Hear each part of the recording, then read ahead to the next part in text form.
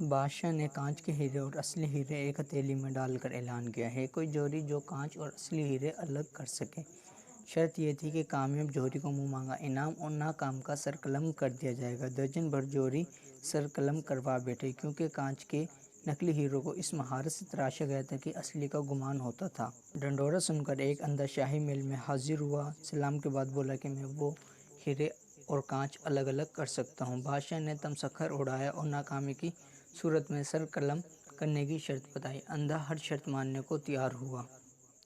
ہیروں کی تھیلی اٹھائی اور محل سے نکل گیا۔ ایک گھنٹے بعد حاضر ہوا۔ اس کے ایک ہاتھ میں اصلی اور دوسرے ہاتھ میں کانچ کے نقلی ہیرے تھے۔ شاہی جوہریوں نے تصدیق کی کہ اندھا جیت گیا ہے۔ بادشاہ بہت حیران ہوا۔ اس کی حیرت کی انتہا نہ رہی کہ ایک کام جو آنکھوں والے نہ کر سکے وہ کام ایک نابینا کیسے کر گیا۔ بادشاہ نے اندھے سے دریافت کیا کہ اس نے اصلی اور نقلی کی پہچان کیسے کی۔ اندھا بولا یہ تو بہت آسان ہے، میں نے ہیروں کی تھیلی کڑی دھوپ میں رکھ دی، پھر جو تپش سے گرم ہو گئے وہ نقلی تھے اور جو گرمی برداشت کر گئے اور ٹھنڈے رہے وہ اصلی تھے۔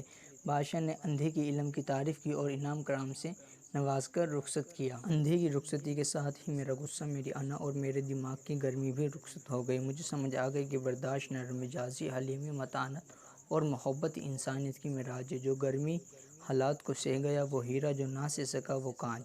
بانو قدسیہ اپنا ناول راجا گدھ میں لکھتی ہیں کہ جو دباؤ سہ جائے وہ ہیرا، جو نہ سہ سکے وہ کوئلہ۔ مجھے بابا نے بہت بڑی بات سمجھائی۔ میں جان گیا تھا کہ اصلی اور نقلی میں صرف برداشت اور سہ جانے کا فرق ہے۔ میں نے پوچھا بابا انسان آخر کب تک برداشت کرے، کب تک لوگوں کے طعنے سہے، کب تک اپنے غصے کو پیے، آخر برداشت کی کوئی حد ہوتی ہے؟ بابا مسکرائے اور بولا بیٹا اس وقت تک سہنا ہے جب تک ہیرا نہ بن جاؤ۔ اچھا پھر اس کے بعد؟ بابا نے کہا ہیرا بننے کے بعد ہیرے پر کوئی دباؤ، کوئی آگ اور کوئی تپش اثر نہیں کرتی۔ یہاں سے انسانیت کے معراج کا سفر شروع ہوتا ہے۔ اللہ تعالیٰ ہم سب کو انسان بننے اور دوسروں کے لیے آسانیاں کرنے کی توفیق عطا فرمائے۔ آمین۔ خوش رہیں اور خوشیاں بانٹتے رہیں۔